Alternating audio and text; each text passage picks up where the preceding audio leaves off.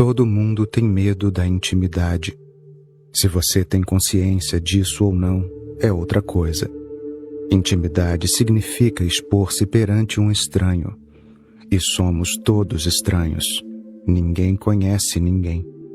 Somos estranhos até para nós mesmos, porque não sabemos quem somos. A intimidade aproxima você de um estranho. Você tem de baixar todas as suas defesas. Só então a intimidade é possível. E o medo é tanto que se você baixar todas as suas defesas, todas as suas máscaras, quem sabe o que o estranho fará com você? Todos escondemos 1001 coisas, não só dos outros, mas de nós mesmos, porque somos produtos de uma humanidade doente, com todos os tipos de repressões, inibições, tabus. E o medo é tanto que com alguém que seja um estranho, e não importa que você tenha vivido com a pessoa por 30, 40 anos, a estranheza nunca deixa de existir.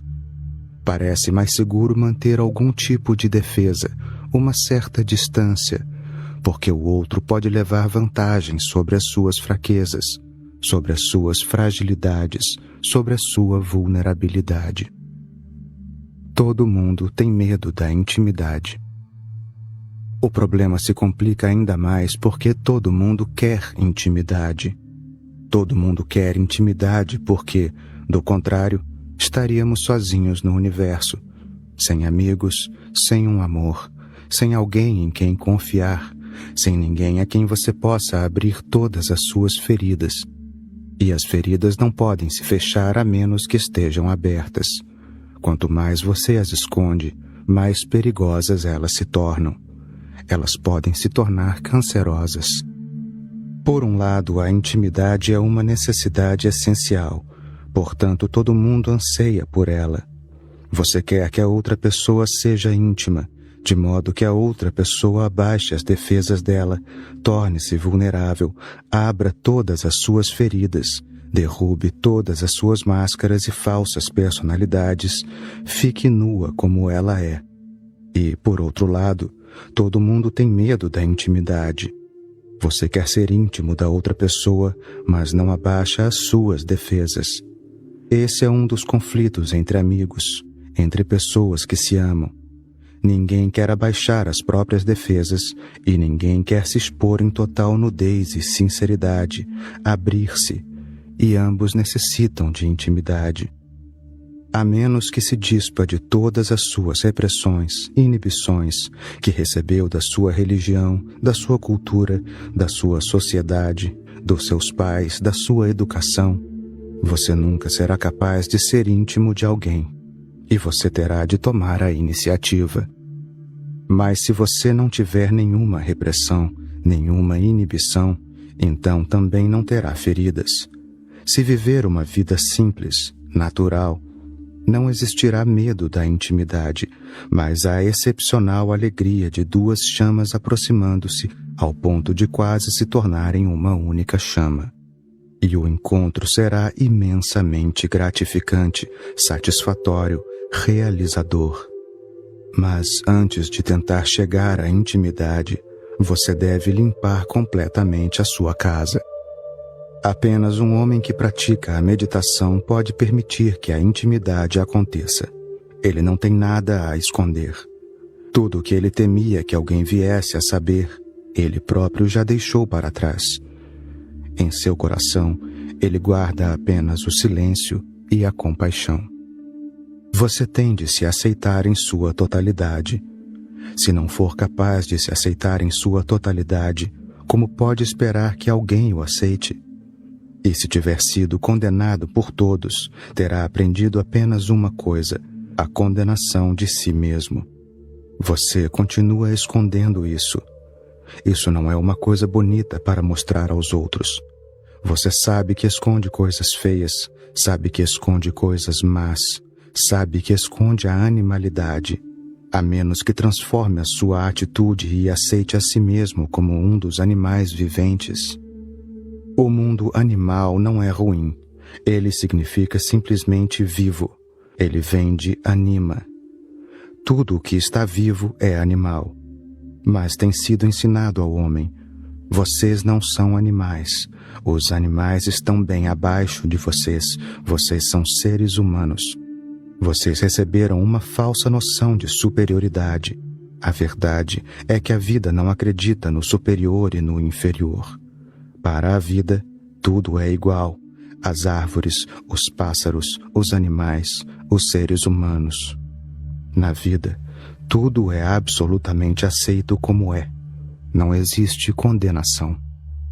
Se você aceita a sua sexualidade incondicionalmente, se você aceita que o homem e todos os seres do mundo são frágeis, que a vida é um fio muito fino que pode romper-se a qualquer momento, uma vez aceito isso, e deixando de lado falsos egos de ser Alexandre o Grande, Muhammad Ali o triplamente grande, se você simplesmente entende que todo mundo é bonito em sua mediocridade e todo mundo tem fraquezas, elas são parte da natureza humana, porque você não é feito de aço.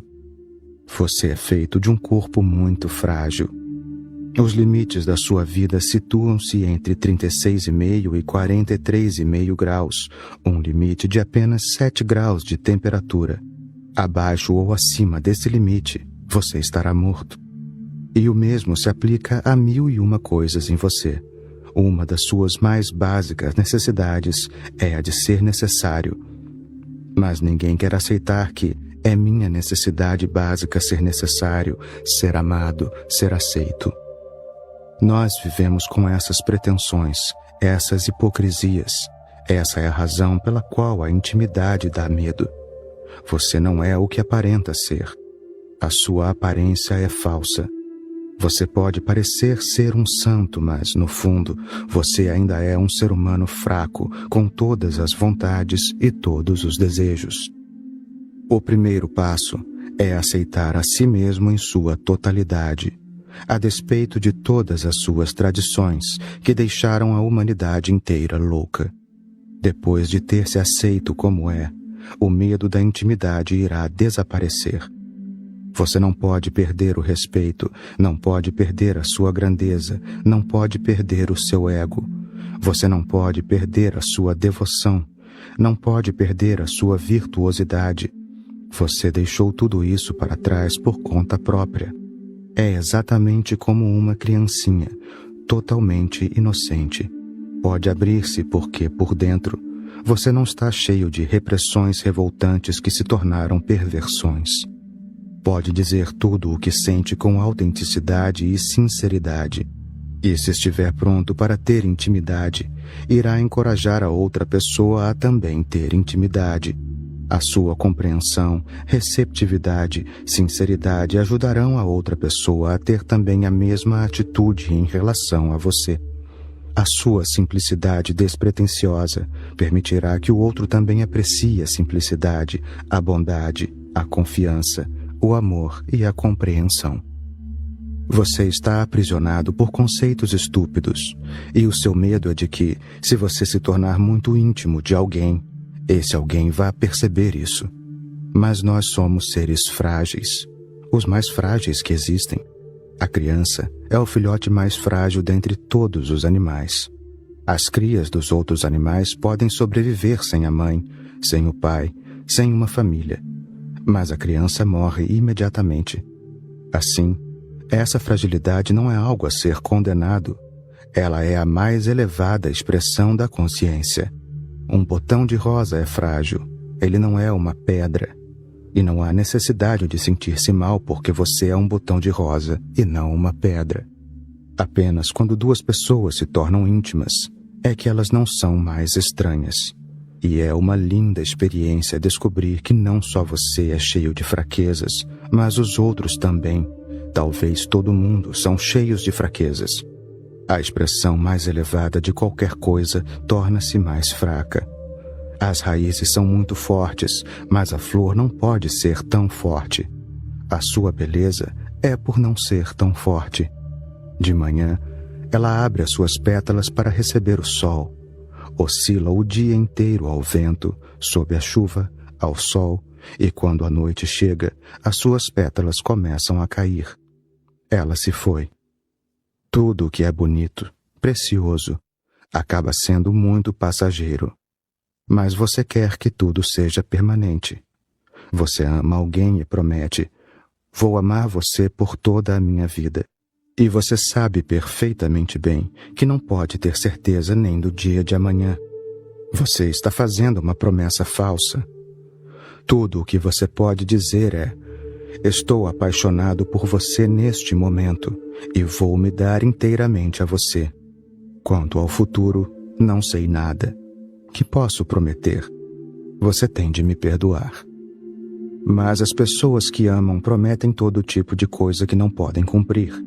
Então vem a frustração, então a distância aumenta, depois vêm as brigas, os conflitos, as desavenças, e uma vida que era para trazer felicidade torna-se apenas uma sucessão de desgraças cada vez maiores. Se você tomar consciência de que tem medo da intimidade, isso se tornará uma grande revelação e uma revolução. Se olhar para dentro de si e começar a se livrar de tudo aquilo de que sente vergonha e aceitar a sua natureza como ela é, não como deveria ser. Eu não ensino nada que deve. Todos os deves deixam a mente humana doente. As pessoas devem aprender a beleza de ser, o excepcional esplendor da natureza. As árvores não conhecem nenhum dos 10 mandamentos, os pássaros não conhecem nenhumas escrituras sagradas. Foi só o homem que criou um problema para si mesmo. Condenando a sua própria natureza, você se torna dividido, você se torna esquizofrênico. E não só as pessoas comuns, mas as pessoas do nível de Sigmund Freud, que contribuiu muito para a compreensão da mente pela humanidade. O método dele era a psicanálise, pelo qual você deve ser levado a tomar consciência de tudo o que é inconsciente em si mesmo. E esse é o segredo. Algo que esteja inconsciente, quando trazido à mente consciente, evapora. Você se torna mais limpo, mais leve. À medida que mais e mais coisas inconscientes são desafogadas, sua consciência vai se tornando maior. E à medida que a área do inconsciente encolhe, o território da consciência se expande. Essa é uma imensa verdade. O Oriente a conhece há milhares de anos, mas, no Ocidente, foi introduzida por Sigmund Freud. Ele não conhecia nada do Oriente e da sua psicologia. Foi a contribuição pessoal dele. Mas você ficará surpreso em saber que ele nunca se dispôs a ser psicanalizado. O fundador da psicanálise nunca foi psicanalizado. Os colegas dele insistiram várias vezes. Você nos deu o método e todos fomos psicanalizados. Por que insiste que não deve ser psicanalizado? Esqueçam isso, ele sempre respondia. Freud tinha medo de se expor. Ele se tornara um grande gênio e expor-se o rebaixaria ao nível da humanidade comum. Ele tinha os mesmos medos, os mesmos desejos, as mesmas repressões. Ele nunca falou sobre os próprios sonhos, apenas ouviu os sonhos das outras pessoas. E os colegas dele ficaram muito surpresos. Será uma grande contribuição conhecer os seus sonhos. Mas ele nunca concordou em se deitar num divã de psicanalista e falar sobre os próprios sonhos, porque os sonhos dele eram tão comuns quanto os de todo mundo. Esse era o medo. Um Gautama Buda não teria medo de fazer meditação. Essa foi a contribuição dele, um tipo especial de meditação. E ele não teria medo de nenhuma psicanálise, porque, para o homem que medita, pouco a pouco todos os seus sonhos desaparecem. Durante o dia, a mente dele permanece em silêncio, sem o trânsito comum de pensamentos. E durante a noite, ele dorme profundamente, porque os sonhos não são nada além de pensamentos não esquecidos, desejos não satisfeitos, saudades não resolvidas que restaram do dia. Eles tentam se completar, ao menos como sonhos. Será muito difícil para você encontrar um homem que sonha com a esposa ou uma mulher que sonha com o marido. Mas será absolutamente comum que eles sonhem com a esposa ou com o marido dos vizinhos. A esposa está disponível, o marido não reprime nada no que se relaciona a ela. Mas a esposa do vizinho é sempre mais bela, assim como a grama dele é mais verde do outro lado da cerca. E aquilo de que não podemos nos aproximar cria um desejo profundo de conquista, de posse. Durante o dia, você não pode fazê-lo, mas nos sonhos, ao menos, você é livre. A liberdade de sonhar ainda não foi eliminada pelos governantes. Não vai demorar muito. Logo eles vão suprimi-la, porque os métodos estão disponíveis, já disponíveis, de modo que eles podem observar quando você está sonhando e quando não está sonhando. E há uma possibilidade de algum dia descobrirem um aparelho científico em que o seu sonho possa ser projetado numa tela. Basta colocar alguns eletrodos na sua cabeça. Você vai cair no sono, sonhando alegremente, amando a esposa do vizinho e toda a plateia do cinema vai ver. E eles que pensavam que você fosse um santo homem. Isso até mesmo você pode observar. Sempre que uma pessoa estiver dormindo, se as pálpebras dela não mostrarem nenhum movimento dos olhos internamente, então essa pessoa não está sonhando.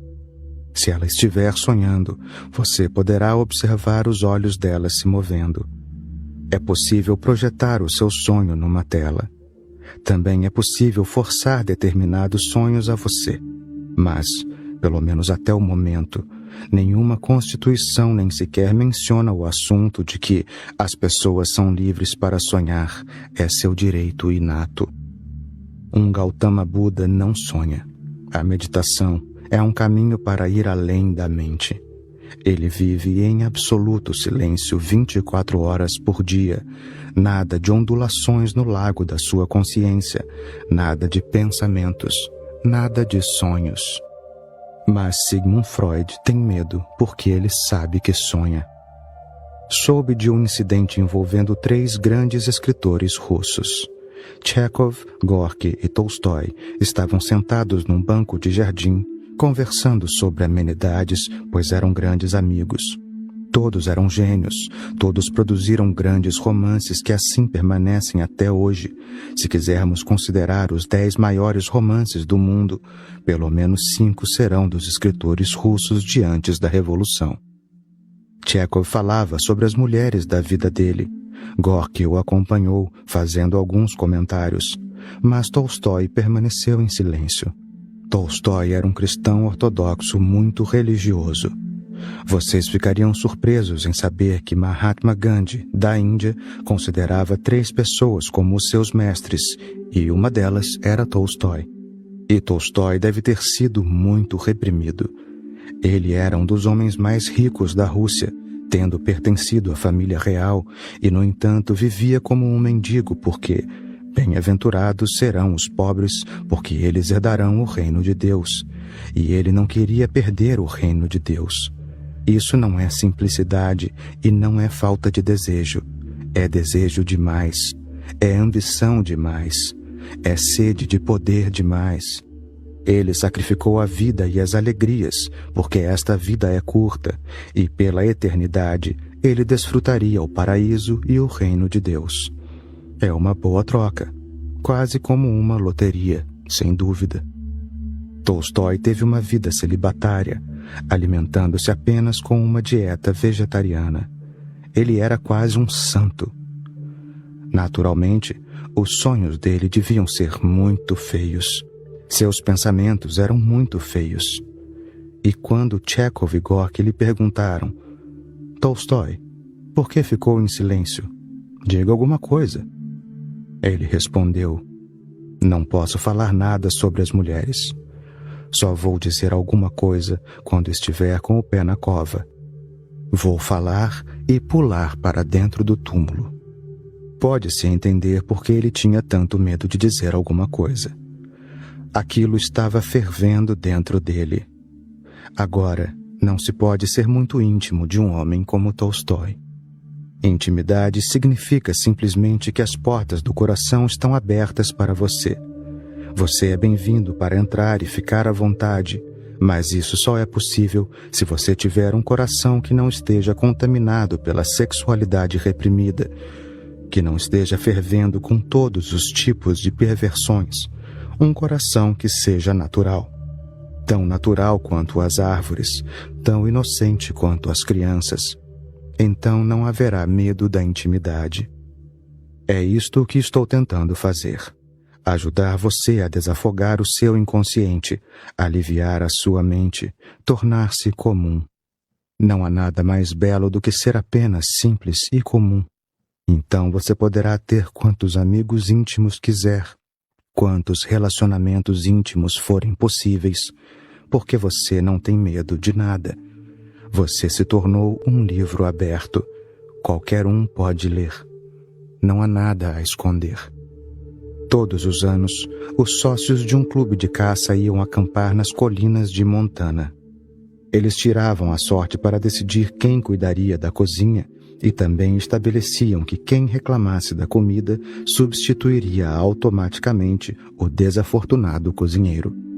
Depois de alguns dias, chegando à conclusão de que provavelmente ninguém se arriscaria a reclamar, Sanderson, o cozinheiro, pôs em prática um plano desesperado. Encontrando excrementos de alce, colocou 2 punhados no cozido daquela noite. Depois dos primeiros bocados ao redor da fogueira, ele observou algumas caretas, mas ninguém disse nada.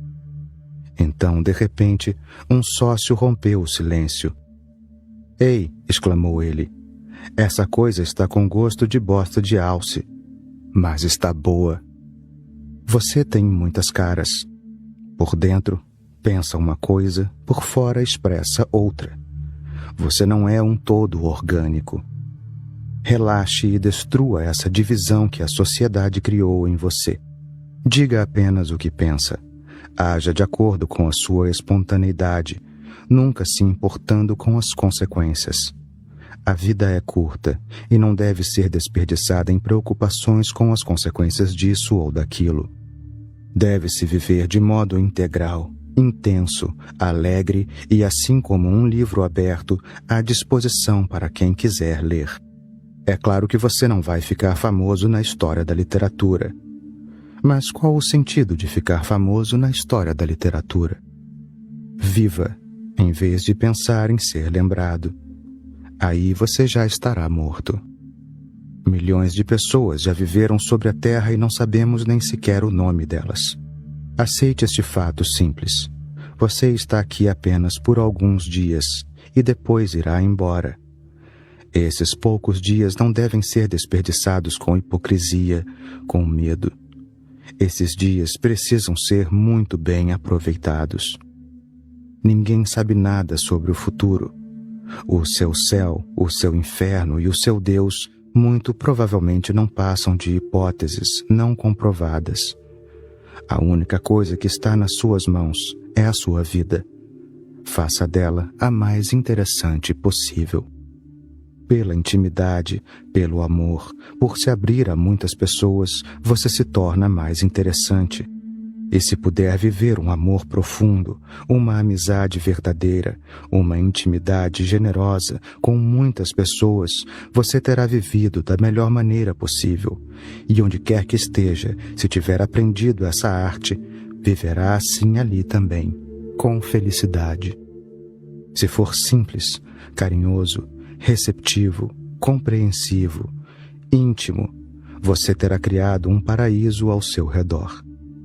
Se for fechado, constantemente na defensiva, sempre preocupado que alguém possa perceber os seus pensamentos, os seus sonhos, as suas perversões, você estará vivendo no inferno. O inferno está dentro de você, assim como o paraíso. Eles não são lugares geográficos, são espaços espirituais. Purifique-se. E a meditação não é nada além de uma limpeza de todo o lixo que se acumulou na sua mente. Quando a mente estiver em silêncio e o coração batendo, você estará pronto, sem nenhum medo, mas com uma grande alegria, para ser íntimo. E sem intimidade, você está sozinho aqui, entre estranhos. Com intimidade, você está cercado de amigos, de pessoas que o amam. A intimidade é uma experiência importante. Não se deve esquecer disso. O mais importante, em primeiro lugar, O ABC da intimidade. As pessoas procuram a meditação, a oração, novas maneiras de ser. Mas a busca mais profunda e a busca mais básica é como voltar a criar raízes na vida. Chame isso de meditação, de oração ou de como quiser, mas o essencial é como voltar a criar raízes na vida. Nós nos tornamos árvores desenraizadas e ninguém mais é responsável por isso senão nós, com a nossa ideia estúpida de conquistar a natureza. Nós somos parte da natureza. Como pode a parte conquistar o todo? Proteja-a, ame-a, confie nela e pouco a pouco, nessa amizade, nesse amor, nessa confiança, vai surgir a intimidade. Ambos se aproximam. Ao se aproximar de você, a natureza começa a revelar os segredos dela. O maior segredo da natureza é a divindade. Ela se revela apenas àqueles que realmente são amigos da vida. Comece onde você está. A vida é uma busca constante, uma busca desesperada, uma busca irrealizável, uma busca por algo que não se sabe o que é. Existe uma ânsia profunda de buscar, mas não se sabe o que se está buscando. E existe um determinado estado mental em que o que quer que você consiga não lhe traz nenhuma satisfação. A frustração parece ser o destino da humanidade, porque tudo o que você consegue perde o sentido no momento em que você acabou de conseguir. E você começa a buscar de novo. A busca continua, quer você tenha alcançado alguma coisa, quer não. Parece irrelevante o que você tem, o que você não tem. A busca continua de qualquer maneira. Os pobres estão buscando, os ricos estão buscando, os doentes estão buscando, os saudáveis estão buscando, os poderosos estão buscando, os impotentes estão buscando, os estúpidos estão buscando, os sábios estão buscando, e ninguém sabe exatamente o que. A busca em si, o que ela é e por que existe, tem de ser compreendida. Parece que existe uma lacuna no ser humano, na mente humana. Na própria estrutura da consciência humana parece que há um buraco negro. Você continua atirando coisas dentro dele e elas continuam desaparecendo. Nada parece encher esse buraco, nada parece levar ao seu preenchimento. É uma busca muito febril. Você busca neste mundo, busca no outro mundo. Às vezes busca no dinheiro, no poder, no prestígio. Às vezes busca em Deus, na bênção, no amor, na meditação, na oração. Mas a busca continua. Parece que a busca é uma doença humana. A busca não permite que você esteja aqui e agora, porque ela sempre leva você a um outro lugar. A busca é uma projeção, a busca é um desejo, uma ideia de que em algum lugar está aquilo de que precisamos, pois ele existe, mas existe em outro lugar, não aqui onde você está. Ele com certeza existe, mas não neste momento no tempo, não agora, mas em outro lugar. Ele existe então, lá, nunca aqui e agora. Ele continua importunando você, continua puxando você, empurrando você. Ele continua atirando você ao encontro de mais e mais loucuras. Ele deixa você louco. E nunca é concluída. Ouvi falar de uma mulher, Rabia al-Adawiya, profundamente versada no misticismo sufi. Uma noite, as pessoas a encontraram sentada na rua procurando alguma coisa. Ela era uma mulher idosa, os olhos dela estavam fracos e ela enxergava com dificuldade. Então os vizinhos foram ajudá-la. Eles perguntaram: "O que você está procurando?" Rabia respondeu: "Isso não tem importância. Estou procurando. Se puderem me ajudar, ajudem." Eles riram e disseram: "Rabia, você ficou louca? Você diz que não tem importância, mas se não soubermos o que vamos procurar, como poderemos ajudar?" "Está bem", admitiu Rabia. Apenas para satisfazer vocês, estou procurando a minha agulha. Eu perdi a minha agulha. Os vizinhos começaram a ajudá-la, mas logo chegaram à conclusão de que a rua era muito grande e uma agulha era uma coisa muito minúscula. Então voltaram a questionar Rábia. Vamos, diga onde perdeu a agulha. O lugar exato, preciso. Ou então vai ser difícil encontrá-la. A rua é grande e podemos continuar procurando para sempre. Onde você perdeu a agulha? Rábia respondeu. De novo, a sua pergunta não tem importância. Como ela tem a ver com a minha busca? Eles pararam e protestaram. Com toda a certeza você ficou louca. Rábia defendeu-se. Está bem, só para satisfazer vocês. Eu perdi a minha agulha em casa. Mas então por que está procurando aqui? Surpreenderam-se os vizinhos. Disse que Rábia respondeu. Porque aqui tem mais luz e lá dentro está escuro. O sol estava se pondo e a rua ainda continuava um pouco iluminada. Esta parábola é muito importante. Alguma vez você já se perguntou sobre o que está procurando? Alguma vez você já meditou profundamente para saber o que está buscando? Não. Mesmo se em alguns momentos vagos, momentos de sonho, você tiver uma vaga ideia do que está buscando, essa ideia nunca é precisa. Ela nunca é exata. Você ainda não a definiu. Se você tentar definir essa ideia, quanto mais ela se tornar definida, mais você vai sentir que não existe necessidade de ir atrás dela. A busca pode continuar apenas num estado de imprecisão, num estado de sonho. Quando as coisas não estão claras, você simplesmente continua procurando, empurrado por algum impulso interior, impulsionado por uma certa urgência interior. Uma coisa você sabe, você precisa procurar. Essa é uma necessidade interior, mas você não sabe o que está procurando, e a menos que saiba o que está procurando, como poderá encontrar? O que você procura é algo vago. Você pensa que é dinheiro, poder, prestígio, respeito. Mas então você vê pessoas que são respeitadas, pessoas que são poderosas, e elas também estão procurando algo. Então você vê pessoas que são tremendamente ricas, e elas também estão buscando. Até mesmo no fim da vida, elas continuam buscando. Assim, a riqueza não vai ajudar, o poder não vai ajudar.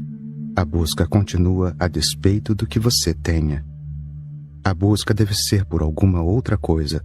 Esses nomes, esses rótulos, dinheiro, poder, prestígio, são coisas apenas para satisfazer a sua mente. Elas são apenas para ajudar você a sentir que está procurando alguma coisa. Essa alguma coisa ainda é indefinida, uma sensação muito vaga. A primeira coisa que aquele que verdadeiramente busca deve fazer, aquele que se tornou um pouco alerta, consciente, é definir a busca, formular um conceito bastante claro do que vem a ser o objetivo da busca, para tirá-lo da consciência sonhadora, para encontrá-lo em profunda vigilância, para observá-lo diretamente, para encará-lo de frente. Imediatamente, começa a ocorrer uma transformação. Ao começar a definir o seu objetivo, você começa a perder o interesse pela busca. Quanto mais definida se torna a busca, menos ela parece fazer sentido. Quando se torna bem conhecida, de repente ela desaparece. Ela existe apenas quando você não está atento. Vamos repetir. A busca só existe quando você está dormindo. A busca só existe quando você não está atento. A busca só existe quando você está inconsciente. A inconsciência cria a busca. Sim, Rábia está certa. Dentro não existe luz, e por não existir luz nem consciência internamente, é claro que você continua procurando do lado de fora, porque do lado de fora parece mais claro. Os nossos sentidos são todos extrovertidos. Os olhos abrem para fora, as mãos se movem e abrem para fora, as pernas se movem no exterior, as orelhas ouvem os ruídos e os sons do exterior. Tudo o que se apresenta a você se abre para fora. Todos os 5 sentidos se orientam de maneira extrovertida. Você começa buscando lá, onde você vê, sente, toca. A luz dos sentidos se projeta do lado de fora e o buscador está dentro. Essa dicotomia tem de ser entendida.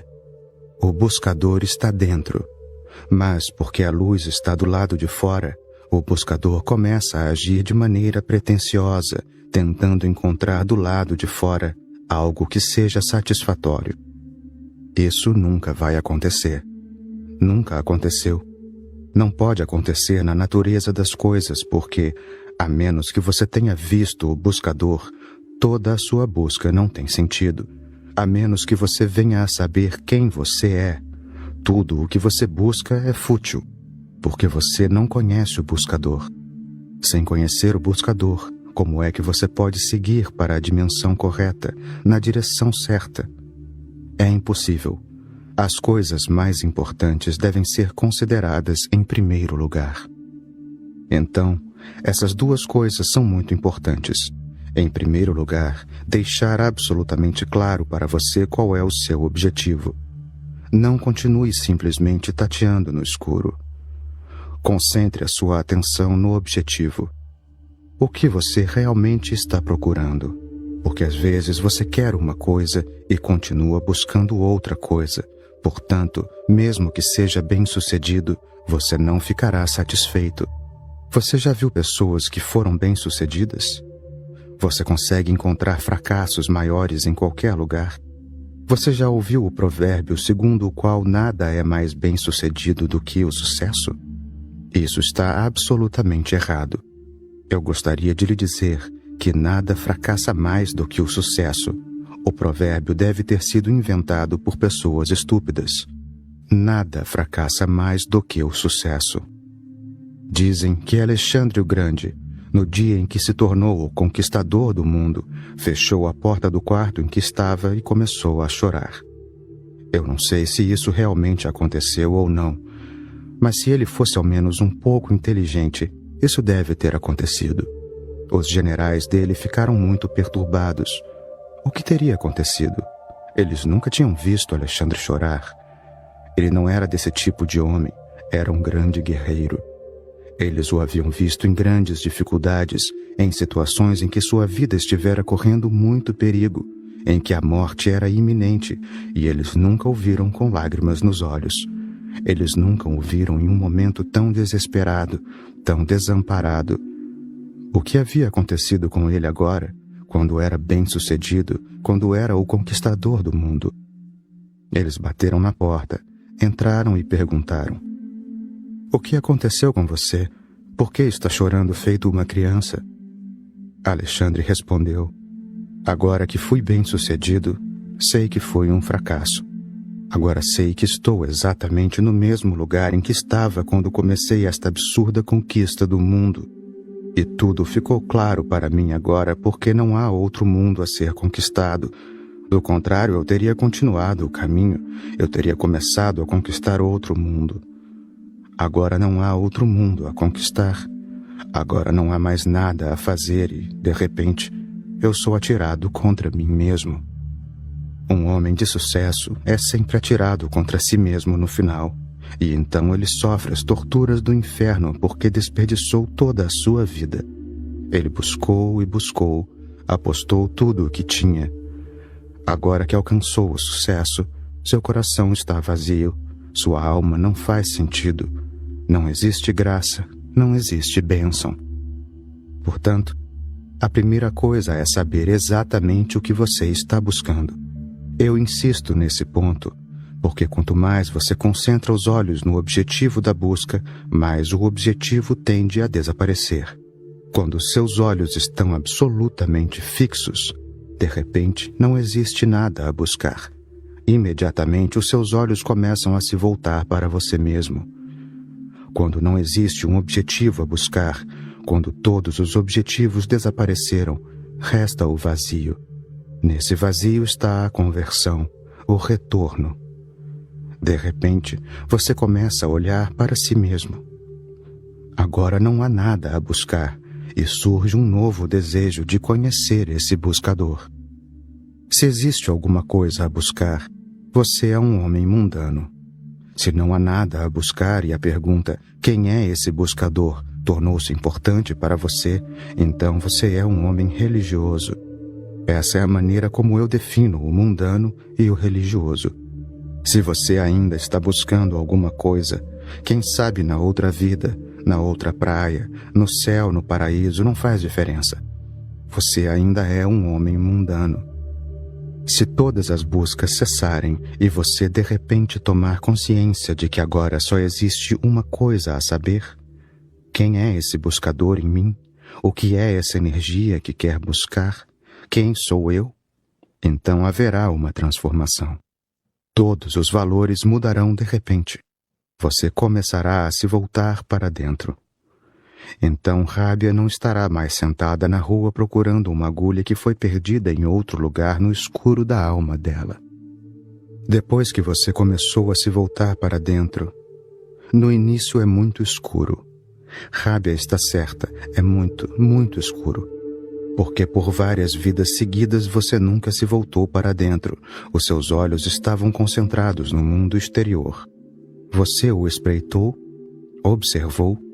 Às vezes, quando você vem da rua, onde está muito ensolarado e o sol está quente e há muita luz, quando você entra de repente na sala ou em casa, está muito escuro, porque os olhos estão focalizados na luz de fora, prontos para ver muita luz.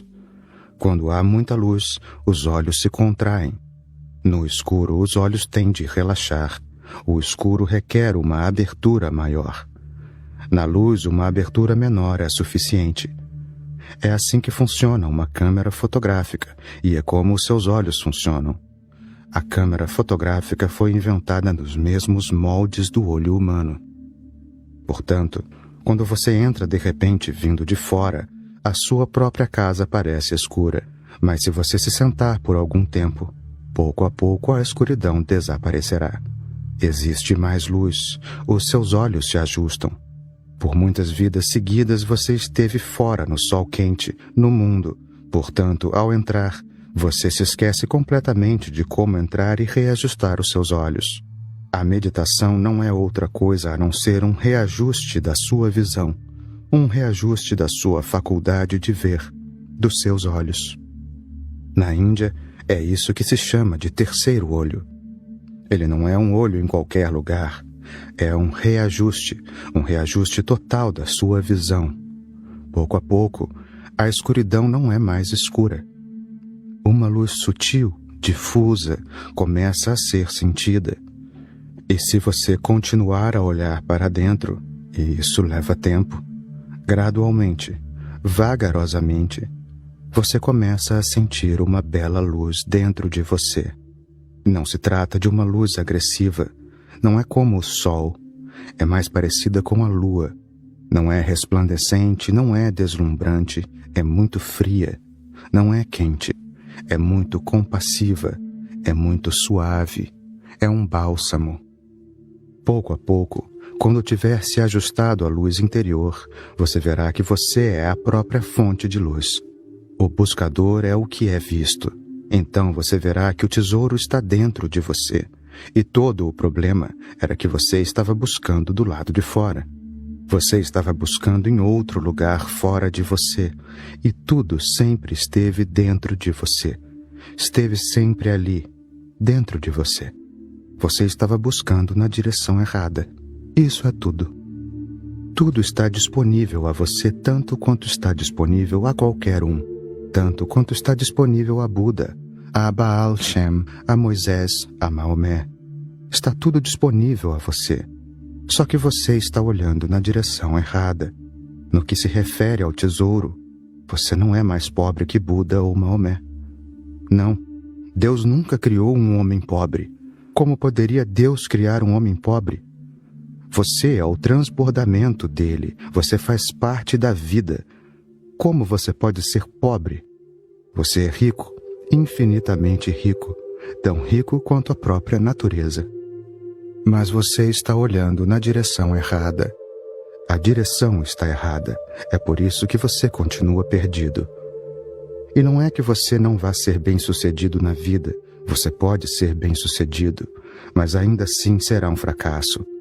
Nada vai satisfazer você, porque nada que esteja ligado ao mundo exterior pode ser comparável ao tesouro interior, à luz interior, à bênção interior. O conhecimento de si mesmo só é possível na mais completa solidão.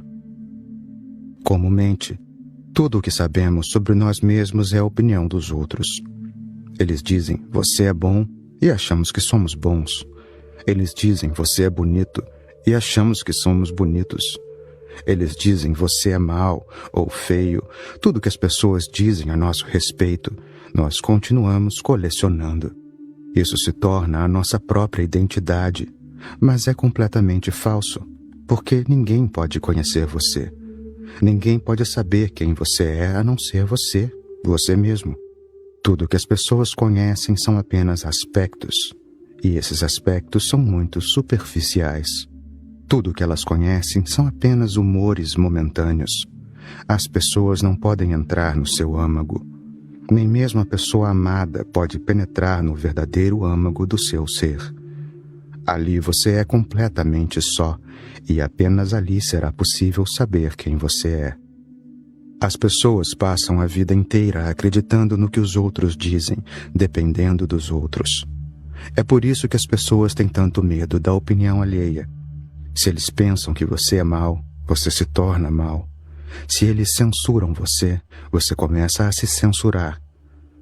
Se dizem que você é um pecador, você começa a se sentir culpado. Por ter de depender da opinião deles, você tende a se conformar o tempo todo com as ideias deles. Do contrário, eles vão mudar de opinião. Isso cria uma escravidão muito sutil. Se você quer ser conhecido como bom, merecedor, bonito, inteligente, então você tem de se render, tem de se comprometer o tempo todo com as pessoas de quem depende. E aparece outro problema. Por existirem tantas pessoas, elas continuam alimentando a sua mente com diversos tipos de opiniões conflitantes também. Uma opinião contradizendo outra opinião. Daí porque existe uma grande confusão dentro de você. Uma pessoa diz que você é muito inteligente, outra pessoa diz que você é idiota. Como se decidir? Então você fica dividido. Você começa a desconfiar de si mesmo, sobre quem você é. Um hesitante. E a complexidade é muito grande, porque existem milhares de pessoas ao seu redor. Você entra em contato com muitas pessoas e todo mundo alimenta a sua mente com as próprias ideias. E ninguém conhece você, nem mesmo você se conhece. Portanto, toda essa coleção se torna uma desordem dentro de você. Essa é uma situação enlouquecedora. Você tem muitas vozes dentro de si. Sempre que você se pergunta quem é, surgem muitas respostas. Algumas respostas são da sua mãe, algumas do seu pai, algumas do seu professor e assim por diante, e é impossível decidir quem tem a resposta certa. Como se decidir? Qual é o critério? É aí que o homem se perde. Isso é ignorância de si mesmo. No entanto, por depender dos outros, você tem medo de ficar sozinho. Porque no momento em que começa a ficar sozinho, você começa a ter muito medo de se perder. Você, antes de mais nada, não tem a si mesmo, mas qualquer que seja o eu que você tenha criado a partir da opinião dos outros, terá de ser deixado para trás. Portanto, entrar é muito assustador. Quanto mais fundo você vai, menos sabe quem você é. Assim, na verdade, quando toma a direção do conhecimento de si mesmo, antes que isso aconteça, você terá de abandonar todas as ideias sobre o eu. Haverá uma lacuna, haverá uma espécie de vazio. Você vai se tornar um não ser. Você estará completamente perdido, porque tudo o que sabe não é mais importante. E o que é relevante você não sabe ainda. Os místicos cristãos chamam isso de a noite escura da alma. Você tem de passar por ela, e depois de ter passado, virá o amanhecer. O sol se levanta e a pessoa começa a se conhecer pela primeira vez. Depois do primeiro raio de sol, tudo terá sido cumprido. Depois dos primeiros cantos dos pássaros da manhã, tudo terá sido conseguido. Seja autêntico.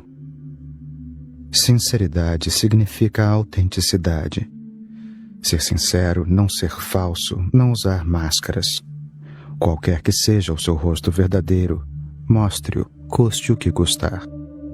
Lembre-se, isso não significa que você tenha de desmascarar os outros. Se eles estão felizes com as mentiras deles, compete a eles se decidir. Não saia desmascarando ninguém, porque as pessoas são como são. Elas dizem que têm de ser verdadeiras, autênticas. Elas entendem que têm de sair desnudando todo mundo, pois, por que você está escondendo seu corpo? Essas roupas não são necessárias. Não, por favor, lembre-se. Seja verdadeiro consigo mesmo. Não é preciso que você corrija ninguém no mundo. Se você puder crescer sozinho, será o bastante. Não seja um reformador e não tente dar lições aos outros. Não tente mudar os outros. Se você mudar, será o bastante como mensagem. Ser autêntico significa permanecer verdadeiro consigo mesmo. Como permanecer verdadeiro? Lembre-se sempre de 3 regras. 1. Nunca dê ouvidos a ninguém quando dizem o que você deve ser. Ouça sempre a sua voz interior, o que você gostaria de ser. Do contrário, vai desperdiçar a sua vida inteira.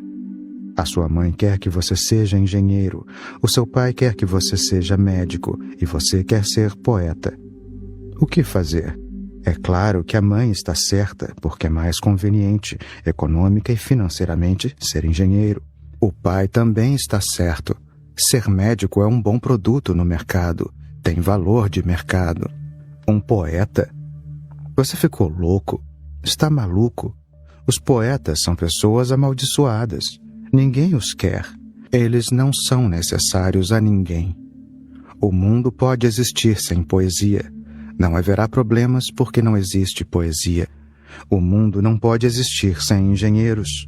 O mundo precisa de engenheiros. Se você é necessário, então tem valor. Se você não é necessário, não tem valor nenhum. Mas se você quer ser poeta, seja um poeta. Pode ser que se torne um mendigo. Ótimo. Você pode não ficar muito rico com isso, mas não se preocupe, porque do contrário, você pode se tornar um grau de engenheiro, ganhar muito dinheiro, mas nunca encontrará satisfação em nada. Você vai estar sempre ansiando por alguma coisa. O seu ser interior vai querer ser poeta. Ouvi dizer que certa vez perguntaram a um grande cientista, um cirurgião que ganhou um prêmio Nobel. Quando o informaram de que havia ganho o prêmio Nobel, o senhor não pareceu muito feliz. Qual é o problema? Ele respondeu: eu sempre quis ser um bailarino. Antes de mais nada, nunca quis ser um cirurgião. E agora não só me tornei um cirurgião, como me tornei um cirurgião muito bem-sucedido, e isso é um fardo. Eu só queria ser bailarino e continuar sendo um simples bailarino. Essa é a minha dor, a minha angústia. Sempre que vejo alguém dançando, eu fico triste, é um inferno. O que eu vou fazer com esse prêmio Nobel? Ele não pode se transformar num balé para mim. Ele não pode me dar a dança. Lembre-se, seja sincero com a sua voz interior. Ela pode levar você de encontro ao perigo. Então vá de encontro ao perigo, mas continue sendo sincero com a sua voz interior. Depois, existe a possibilidade de que um dia você chegue a um estado em que pode dançar de satisfação interior. Preste sempre atenção. A coisa mais importante é o seu ser. Não deixe que os outros manipulem e controlem você, e eles são muitos. Todo mundo está pronto para controlar você. Todo mundo está pronto para mudar você. Todo mundo está pronto para lhe dar uma orientação que você não pediu. Todo mundo quer ser o guia da sua vida. O guia existe dentro de você. Você tem o plano. Ser autêntico significa ser sincero consigo mesmo. Esse é um fenômeno muito, muito perigoso. Raras pessoas conseguem isso. Mas sempre que as pessoas são assim, elas conseguem o que querem. Elas atingem uma tal beleza, uma tamanha graça, tanto contentamento que você nem pode imaginar. O motivo pelo qual todo mundo parece tão frustrado é que ninguém ouve a própria voz. Você queria se casar com uma garota, mas a garota era muçulmana e você era um brahmane hinduísta. Os seus pais não permitiriam. A sociedade não aceitaria. Seria perigoso. A garota era pobre e você era rico. Portanto, você se casou com uma mulher rica, hinduísta, da casta brahmane, aceita por todos, mas não pelo seu coração. Portanto, hoje você tem uma vida horrível. Hoje você procura as prostitutas, mas até mesmo as prostitutas não podem ajudá-lo. Você prostituiu toda a sua vida. Você desperdiçou a sua vida inteira. Ouça sempre a sua voz interior e não ouça mais nada. Existem 1001 tentações ao seu redor, porque muitas pessoas estão mascateando as suas coisas. É um supermercado. O mundo e todo mundo nele está interessado em vender as próprias coisas a você. Todo mundo é um vendedor. Se der ouvidos a muitos vendedores, você vai ficar louco. Não dê ouvidos a ninguém. Simplesmente feche os olhos e ouça a sua voz interior. É para isso que existe a meditação. Para ouvir a voz interior. Essa é a regra mais importante. A segunda regra mais importante. Só se você cumprir a primeira regra poderá cumprir a segunda. Nunca use uma máscara. Se estiver com raiva, mostre a sua raiva. É perigoso, mas não sorria, porque isso é ser falso. Mas lhe ensinaram que, quando você está com raiva, deve sorrir. Então o seu sorriso torna-se falso, uma máscara, simplesmente um movimento dos lábios e nada mais. O coração cheio de raiva, veneno e os lábios sorrindo. Você se torna um prodígio de falsidade. Então também se manifesta uma outra reação. Quando você quer sorrir, não consegue sorrir. Todo o seu mecanismo está de cabeça para baixo, porque quando queria ficar com raiva, você não ficava. Quando queria odiar, você não odiava. Então você quer amar. De repente, você descobre que o mecanismo não funciona. Então você quer sorrir. Você precisa forçar o sorriso. Realmente o seu coração é todo sorrisos e você quer dar uma boa risada, mas não consegue rir. Alguma coisa sufoca no seu coração, alguma coisa engasga na sua garganta. O sorriso não sai, ou até mesmo se sair, será um sorriso apagado e sem graça. Ele não deixa você feliz, você não se entusiasma com ele. Você não irradia nada. Quando quiser ficar com raiva, fique com raiva. Não há nada errado em ficar com raiva. Se quiser rir, ria. Não há nada errado em dar uma risada. Pouco a pouco, você vai ver que todo o seu organismo voltou a funcionar direito. Quando o organismo funciona realmente, ele produz um zumbido característico, assim como um carro quando tudo está em ordem, zumbi. O motorista que adora carros sabe que tudo está funcionando bem, que existe uma unidade estrutural. O mecanismo está funcionando bem. Você pode ver, sempre que o mecanismo de uma pessoa está funcionando bem, você pode ouvir o zumbido dela. Ela caminha, mas o andar é como passos de dança.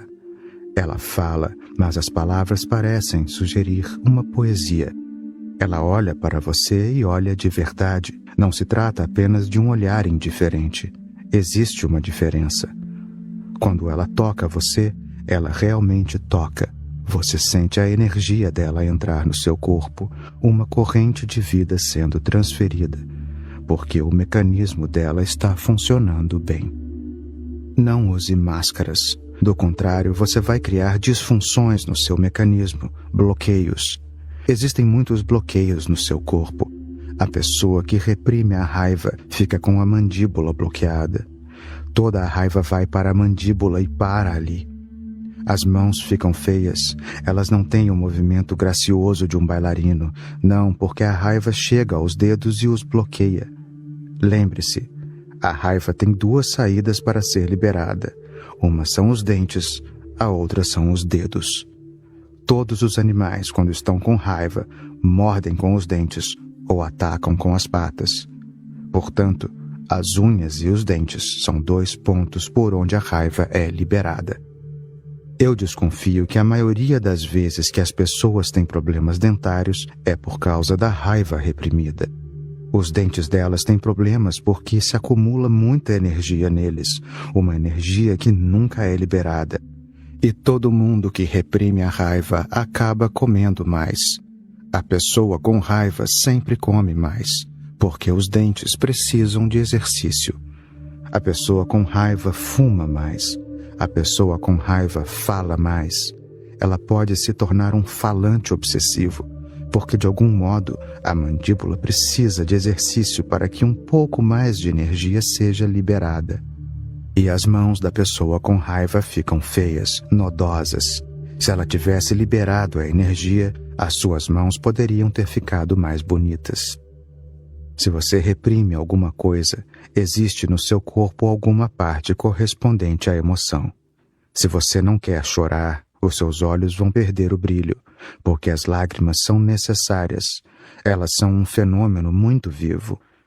Quando uma vez ou outra você deixa as lágrimas correrem, quando você realmente chora, você chora de verdade e as lágrimas começam a correr dos seus olhos, os seus olhos se limpam, se revigoram, recuperando a juventude e a pureza. É por isso que as mulheres têm olhos mais bonitos, porque elas ainda choram. Os homens perderam a beleza dos olhos porque desenvolveram a noção errada de que não devem chorar. Se alguém, um menino, chora, até mesmo os pais, os outros dizem: "O que você está fazendo? Está ficando afeminado." Que absurdo! Porque Deus deu a todos, homem e mulher, as mesmas glândulas lacrimais. Se não fosse para os homens chorar, eles não teriam glândulas lacrimais.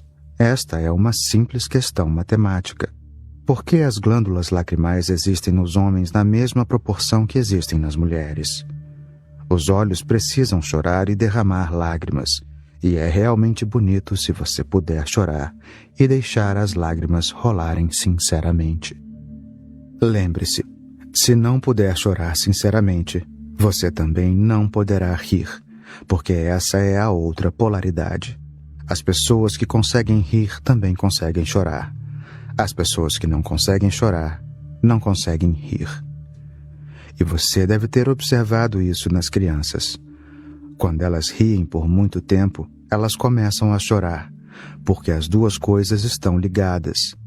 Nas cidades eu ouvi as mães dizendo aos filhos: "Não riam muito, do contrário vão começar a chorar." O que é verdade, porque os fenômenos não são diferentes, simplesmente trata-se da mesma energia que se desloca para polos opostos. Portanto, esta é a segunda regra. Não use máscaras, seja sincero, custe o que custar. E a terceira regra sobre a autenticidade: permaneça sempre no presente, porque tanto do passado quanto do futuro é que vêm todas as falsidades. Porque o que passou, passou. Não se preocupe com isso e não o carregue como um fardo. Do contrário, isso não vai permitir que você seja autêntico em relação ao presente. E tudo o que não aconteceu ainda, não aconteceu. Não se incomode sem necessidade com o futuro. Do contrário, ele cairá sobre o presente e o destruirá. Seja verdadeiro em relação ao presente. Então você será autêntico. Estar aqui e agora é ser autêntico.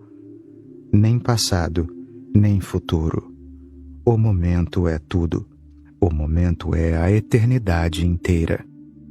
Siga essas 3 regrinhas e você vai conseguir ser sincero, verdadeiro, autêntico. Então, tudo o que você disser será verdade. Comumente, você pensa que precisa tomar cuidado para dizer a verdade. Não é isso que eu estou dizendo. Estou dizendo: crie a autenticidade e tudo o que você disser será verdade. A verdade não é uma coisa lógica. Eu não estou me referindo à verdade como uma conclusão a que se chegou por lógica, por métodos racionais. Por verdade, eu quero dizer a autenticidade do ser. Sem impor nada que você não seja, apenas sendo o que você é, independentemente dos riscos, nunca se tornando um hipócrita.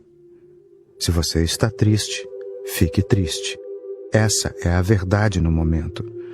Não a esconda. Não exiba um sorriso falso no rosto, porque esse sorriso falso vai criar uma divisão em você. Você vai se dividir em dois.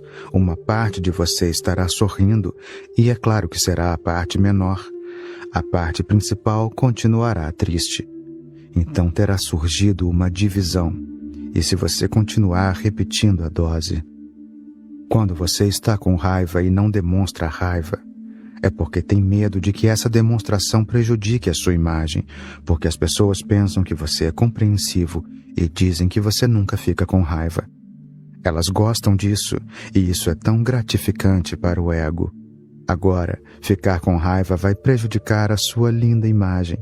Assim, em vez de prejudicar a imagem, você reprime a raiva. Você está fervendo por dentro, mas por fora continua compreensivo, bondoso, polido, doce. Aí aconteceu a divisão. As pessoas produzem essa divisão durante a vida inteira, então a divisão se torna absolutamente estabelecida. Mesmo quando você está sentado sozinho e não há ninguém por perto e não há necessidade de fingir, você continua fingindo. Isso se tornou um hábito arraigado e automático. As pessoas não são verdadeiras nem mesmo no banheiro. Mesmo quando estão completamente sozinhas, elas são falsas. Então, não é uma questão de ser verdadeiro ou falso. Isso acabou por se tornar um hábito. Durante a vida inteira, elas agiram assim. E quanto mais você pratica, cada vez mais a distância entre as duas partes vai aumentando. Quando essa divisão se torna incontrolável, nós a chamamos de esquizofrenia. Quando você não consegue entrar em contato com a sua outra parte, você quase se torna duas pessoas em lugar de uma. Então essa é uma doença mental grave. Mas todo mundo é dividido. Assim, a diferença entre o esquizofrênico e o normal é apenas de grau. Seu fundamento não tem muito a ver com a qualidade, mas mais com a quantidade. Por verdadeiro, eu quero dizer não fingir. Seja exatamente o que você é. Num momento você está triste, portanto, nesse momento você é triste. E no momento seguinte, se você fica feliz, não há necessidade de continuar triste, porque também lhe ensinaram a ser sempre coerente, a permanecer coerente. Acontece, você pode observar. Você estava triste e de repente a tristeza foi embora. Mas você não consegue sorrir imediatamente, pois o que as pessoas iriam pensar? Você está louco? Há pouco você estava triste, agora você está rindo? Só os loucos ou as criancinhas fazem isso. Não é o que se espera de você. Você vai ter que esperar por uma determinada situação em que, devagar, bem devagar, você possa relaxar e começar a sorrir e a rir de novo. Assim, não é só quando está triste que você finge sorrisos. Quando você quer sorrir, também finge a tristeza por causa da ideia completamente estúpida de permanecer coerente. Cada momento tem a sua característica peculiar e nenhum momento precisa ser coerente com nenhum outro momento. A vida é um fluxo, é um rio. Ele segue em frente mudando seus humores. Assim não é preciso se preocupar com a coerência. Ninguém que se preocupe com a coerência vai se tornar falso, porque apenas mente com coerência. A verdade está sempre mudando. A verdade contém as suas próprias contradições, e essa é a substância da verdade. Essa é a sua vastidão. Essa é a sua beleza. Portanto, se você está se sentindo triste, fique triste.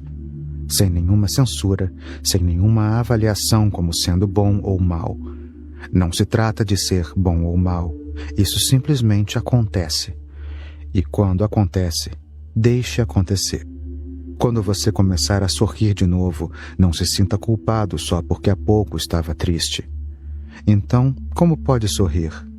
Espere alguém fazer um gracejo, deixe alguém quebrar o gelo e então sorria. Espere pelo momento certo.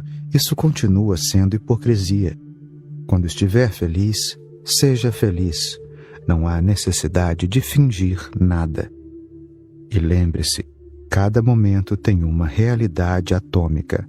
Ele é descontínuo em relação ao momento anterior e não está ligado ao momento futuro. Cada momento é atômico. Os momentos não se seguem uns aos outros em sequência. Eles não são lineares. Cada momento tem a sua própria maneira de ser e você deve ser isso, nesse momento, nada mais. É isso o que realmente é considerado como verdade. Verdade significa autenticidade. Verdade significa sinceridade. A verdade não é uma coisa lógica. Ela é um estado psicológico de ser verdadeiro, não verdadeiro de acordo com algum ideal, pois se houver um ideal, você vai se tornar falso. Se você pensa que ser como Buda é ser verdadeiro, então você nunca será verdadeiro, porque você não é um Buda e estará impondo o Buda a si mesmo. Você pode sentar-se como Buda, quase pode se tornar uma estátua de mármore, mas no fundo continua o mesmo. O Buda será apenas uma postura. E se você tem um ideal, não pode ser verdadeiro no momento, porque o ideal está sempre lá, e você tem de imitar o ideal. O homem verdadeiro não tem ideais. Ele vive momento a momento. Ele sempre vive como se sente no momento. Ele é completamente respeitoso em relação aos próprios sentimentos, às próprias emoções, aos próprios humores. E isso é o que eu quero que as pessoas sejam: autênticas, verdadeiras, sinceras, respeitosas em relação à própria alma.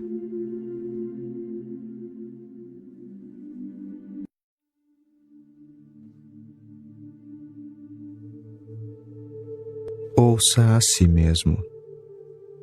Ouça sempre os seus próprios sentimentos. Não há necessidade de procurar ao redor. E ao observar as pessoas, você não pode ver exatamente o que está acontecendo a elas, porque o rosto delas não expressa a realidade delas, assim como o seu rosto não expressa a sua realidade. A aparência exterior delas não expressa o interior delas, assim como a sua aparência externa não expressa o seu interior. Essa é toda a hipocrisia da sociedade. Não mostrar o seu interior, o seu âmago, a sua verdadeira face. Esconda, mostre-a apenas a alguém que seja muito íntimo e que irá entender. Mas quem é íntimo? Até mesmo as pessoas que se amam não mostram o seu rosto um ao outro, porque ninguém conhece ninguém. Nesse momento alguém é uma pessoa amada, no momento seguinte pode não ser. Assim, cada pessoa torna-se como uma ilha, fechada. Não observe os outros. Observe a si mesmo e deixe aparecer o que há dentro de você, não importa o risco. Não existe risco maior do que a repressão. Se você reprime, perde todo o prazer pela vida, todo o entusiasmo. Você perderá a vida inteira se continuar se reprimindo. Isso é tóxico, isso envenena o ser. Ouça o seu coração e ponha para fora tudo o que existir lá. Logo você vai se tornar eficiente em pôr para fora e vai gostar disso. E depois de saber como ser verdadeiro é tão bonito, você nunca mais vai querer ser falso. Continuamos nos decidindo por ser falsos porque nunca testamos a verdade. Desde a mais tenra infância, a verdade foi reprimida. Antes de uma criança tomar consciência do que é real, verdadeiro, ela já aprendeu a reprimi-lo. De modo inconsciente, mecânico, ela continua se reprimindo sem saber o que está fazendo. Seja verdadeiro consigo mesmo. Não existe outra responsabilidade. É preciso ser responsável em relação ao próprio ser. Você responde pelo seu ser e Deus não lhe pergunta por que você foi outra pessoa. Existe uma história de que quando o místico racídico Josias estava morrendo, alguém lhe perguntou por que ele não rezava para Deus e se ele tinha certeza de que Moisés seria uma testemunha em seu favor. Ele respondeu: "Vou lhe dizer uma coisa. Deus não vai me perguntar por que eu não sou um Moisés. Ele vai me perguntar por que eu não sou um Josias." Esse é todo o problema.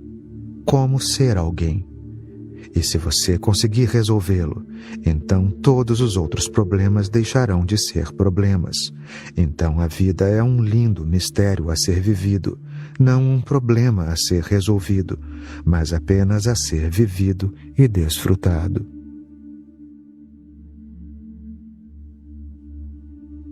Confie em si mesmo. A confiança é possível apenas se, em primeiro lugar, você confiar em si mesmo. A coisa mais fundamental tem de acontecer dentro de você em primeiro lugar. Se você confiar em si mesmo, poderá confiar em mim, poderá confiar nas pessoas, poderá confiar na vida. Mas se você não confiar em si mesmo, então nenhuma outra confiança será possível. E a sociedade destrói a confiança nas próprias raízes. Ela não permite que você confie em si mesmo. Ela ensina todos os outros tipos de confiança.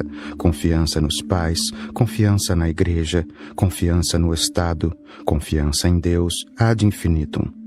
Mas a confiança básica é completamente destruída. E então todas as outras confianças são uma falsificação. Destinam-se a ser uma falsificação. Então todas as outras confianças não passam de flores de plástico. Você não tem raízes verdadeiras para que flores de verdade cresçam. A sociedade faz isso deliberadamente, de propósito, porque o homem que confia em si mesmo é perigoso para a sociedade. Uma sociedade que depende da escravidão, uma sociedade que investiu demais na escravidão. Um homem que confia em si mesmo é um homem independente. Você não pode fazer previsões a respeito dele. Ele vai agir por conta própria. A liberdade será a sua vida. Ele vai confiar quando sentir, quando amar, e então a confiança dele terá uma intensidade e uma verdade enormes em si mesma. Então a confiança dele será viva e autêntica.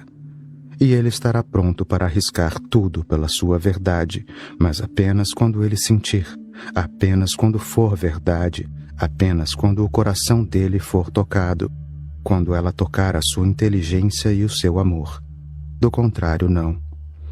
Você não pode forçá-lo a nenhum tipo de crença. Esta sociedade depende da crença. Toda a estrutura dela baseia-se na auto-hipnose. Toda a estrutura dela baseia-se na criação de robôs e de máquinas, não de homens. Ela precisa de pessoas dependentes, a tal ponto que elas estejam constantemente necessitando ser tiranizadas, a tal ponto que elas estejam buscando e procurando os seus próprios tiranos, os seus próprios Adolf Hitlers, os seus próprios Mussolinis, os seus próprios Joseph Stalins e Mao Tse-tungs. Esta terra, esta linda terra, nós convertemos numa linda prisão. Umas poucas pessoas poderosas reduziram toda a humanidade a uma gentalha. O homem só recebe permissão para existir se se comprometer com todos os tipos de absurdos. Agora, pedir a uma criança para acreditar em Deus é um absurdo, o mais completo absurdo. Não que Deus não exista, mas porque a criança ainda não sentiu essa necessidade, esse desejo, essa carência. Ela não está pronta para sair em busca da verdade, a verdade suprema da vida. Ela ainda não está madura o suficiente para indagar sobre a realidade da existência. Esse caso de amor tem de acontecer algum dia, mas só poderá acontecer se nenhuma crença lhe for imposta, se ela for convertida antes que se manifeste a vontade de explorar e de saber, então toda a sua vida será vivida de maneira falsa. Ela irá viver uma pseudovida. Sim, a criança vai falar de Deus, porque ela ficou sabendo da existência de Deus. Ela ficou sabendo de maneira autoritária. Ela foi informada por pessoas que eram muito poderosas na sua infância, os pais, os padres, os professores. Ela ficou sabendo por pessoas e acreditou. Era uma questão de sobrevivência para ela. Ela não podia dizer não a seus pais, porque sem eles, ela não seria capaz de viver. Era muito perigoso dizer não. Ela tinha de dizer sim, mas esse sim não podia ser verdadeiro. Como poderia ser verdadeiro? Ela disse sim apenas como um expediente político para sobreviver. Vocês não a converteram numa pessoa religiosa, vocês a converteram num diplomata. Vocês criaram um político. Vocês sabotaram o potencial dela para se tornar um ser autêntico. Vocês a envenenaram. Vocês destruíram a própria possibilidade da inteligência dela, porque a inteligência surge apenas quando surge a vontade de aprender. Agora, a vontade nunca surge, porque antes que a pergunta tomasse forma em sua alma, a resposta já havia sido dada. Antes que ela tivesse fome, o alimento entrou forçado dentro do seu ser. Agora, sem fome, esse alimento forçado não pode ser digerido. Não há fome para digeri-lo. É por isso que as pessoas vivem como canos através dos quais a vida passa como um alimento não digerido. Deve-se ter muita paciência com as crianças. Deve-se estar muito alerta, muito consciente para não dizer nada que possa impedir que a inteligência dela desperte. Não convertê-las em cristãs, hinduístas ou muçulmanas. É preciso ter infinita paciência. Um dia o milagre acontece, quando a criança começa a perguntar por conta própria. Aí também não a encha de respostas prontas. As respostas prontas não ajudam ninguém. As respostas prontas são idiotas e estúpidas. Ajude a criança a se tornar mais inteligente. Em vez de lhe dar respostas, apresente-lhe situações e desafios, de modo que a inteligência dela se aguce e ela faça perguntas ainda mais profundas, de modo que a pergunta penetre no fundo do seu ser e a pergunta se torne uma questão de vida ou morte. Mas isso não é permitido. Os pais têm muito medo. A sociedade tem muito medo. Se permitirem que as crianças permaneçam livres, quem sabe?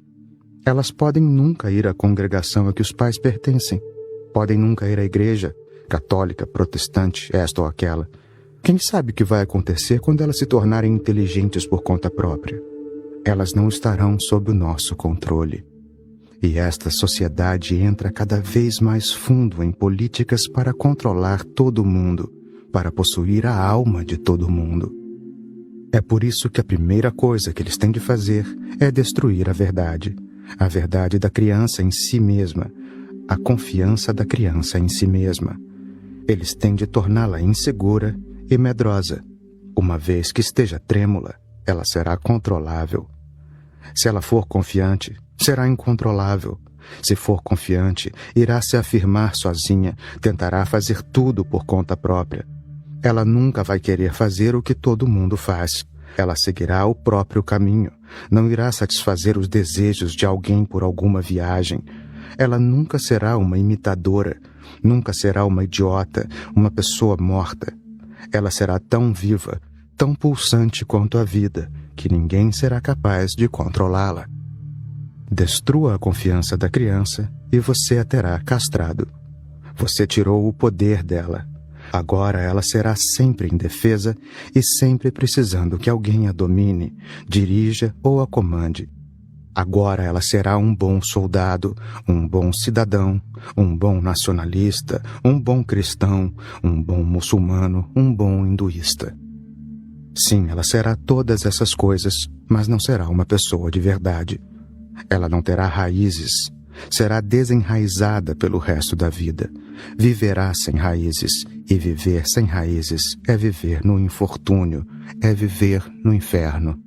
Assim como as árvores precisam de raízes na terra, o homem também é uma árvore e precisa de raízes na vida, ou então terá uma vida muito inconsequente. Ainda outro dia eu estava lendo uma história. 3 cirurgiões, velhos amigos, encontraram-se nas férias. Sentados sob o sol na praia, começaram a se gabar. O primeiro disse: encontrei um homem que havia perdido as 2 pernas na guerra. Dei-lhe pernas artificiais e aconteceu um milagre.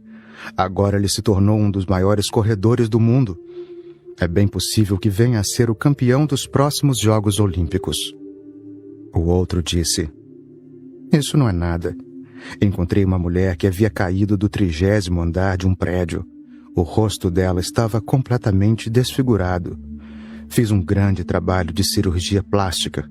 Outro dia, vinha saber pelos jornais que ela se tornou a rainha da beleza mundial.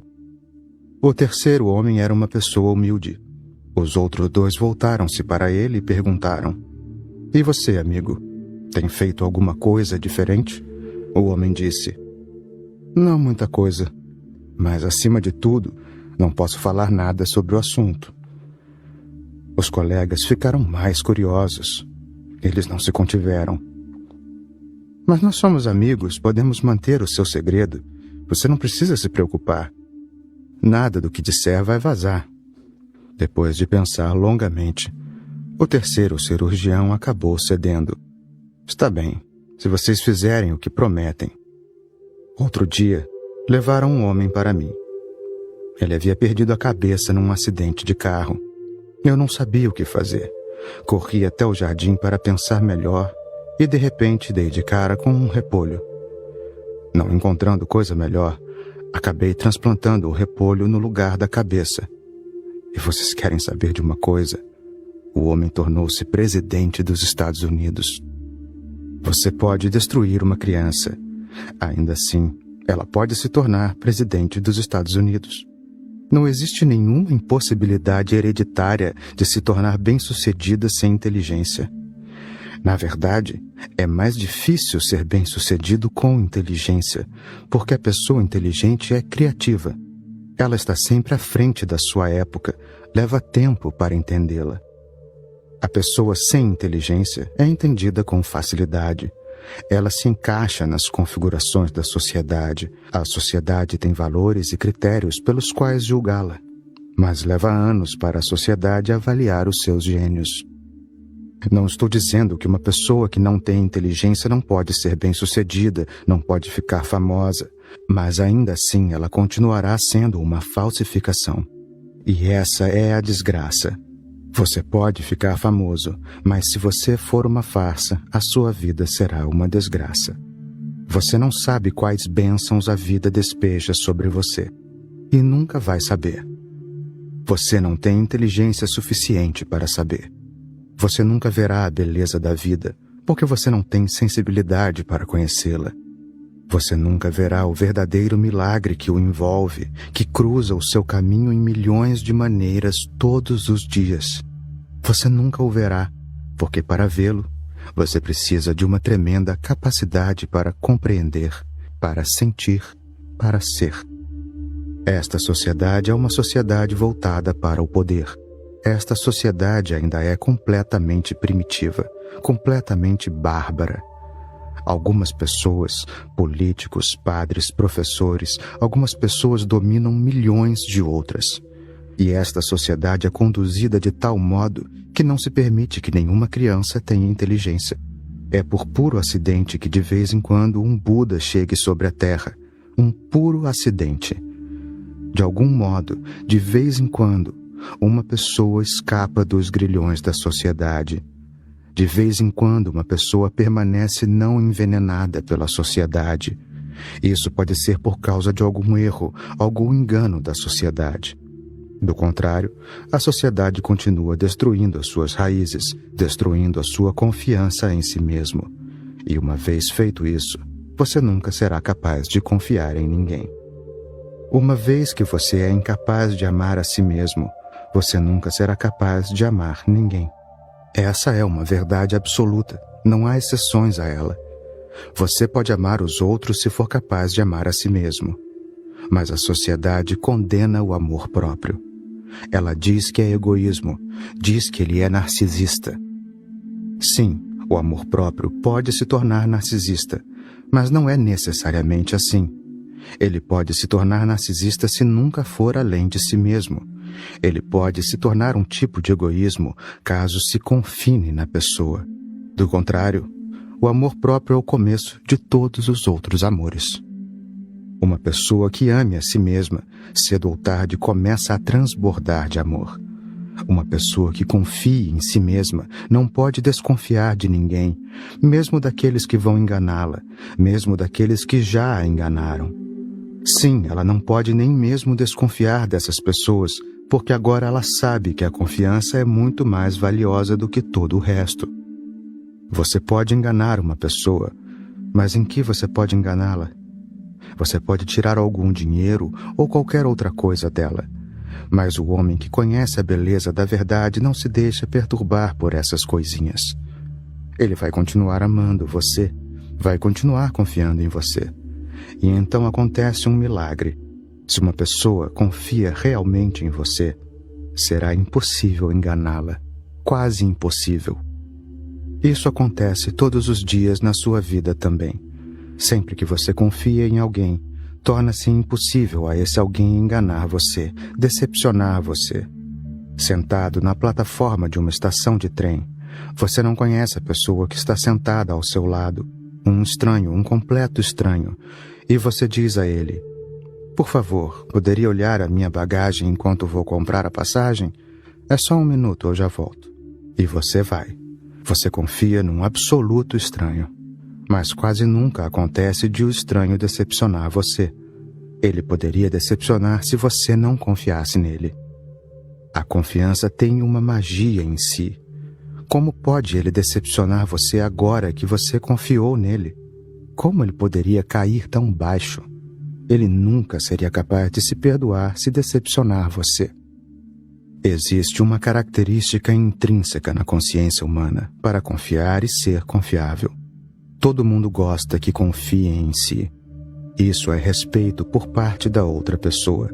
E quando você confia num estranho é mais do que isso. Não existe razão para confiar nele e ainda assim você confia. Você eleva o homem a um patamar tão alto, você valoriza tanto esse homem, que é quase impossível que ele caia de tamanha altura.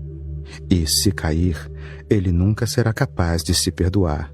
Ele terá de carregar o peso da culpa pelo resto da vida. O homem que confia em si mesmo vem a conhecer a beleza disso. Vem a conhecer que, quanto mais você confia em si, mais você cresce. Quanto mais você está num estado relaxado, solto, mais você está equilibrado e sereno, mais você está calmo, está bem e tranquilo. E é muito bonito que você comece a confiar em cada vez mais pessoas, porque quanto mais você confia, mais a sua calma se aprofunda, a sua serenidade se torna cada vez mais profunda até o âmago do seu ser.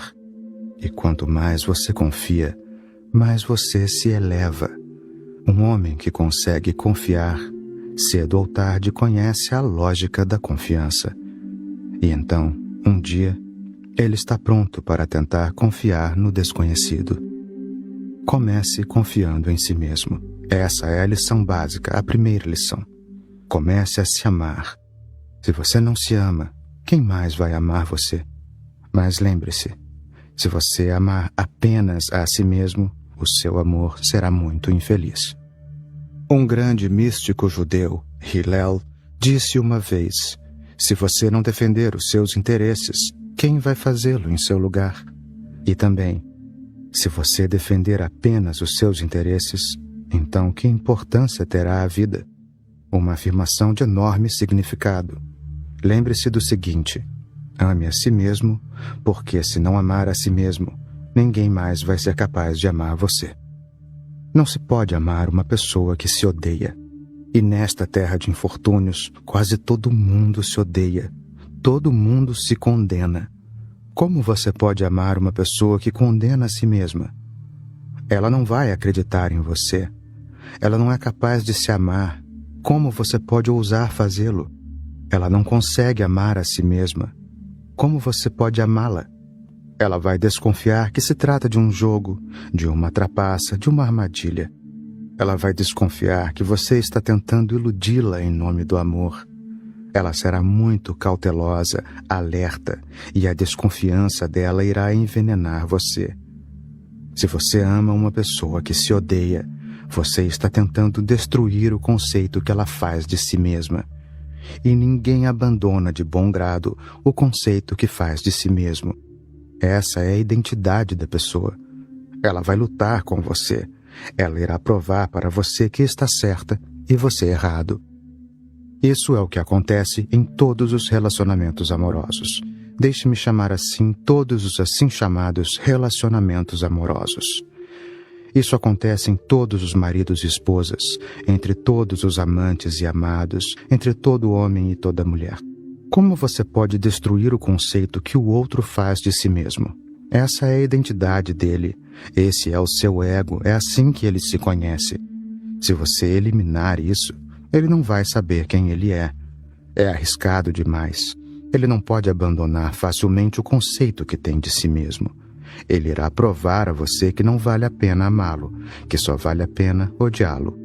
E o seu caso é o mesmo. Você também se odeia. Você não pode permitir que outra pessoa ame você. Sempre que alguém se aproxima de você com a energia do amor, você se encolhe, tenta fugir, tem medo. Você sabe perfeitamente bem que não vale a pena amar você. Você sabe que apenas na superfície você parece tão bom, tão bonito. No fundo você é feio.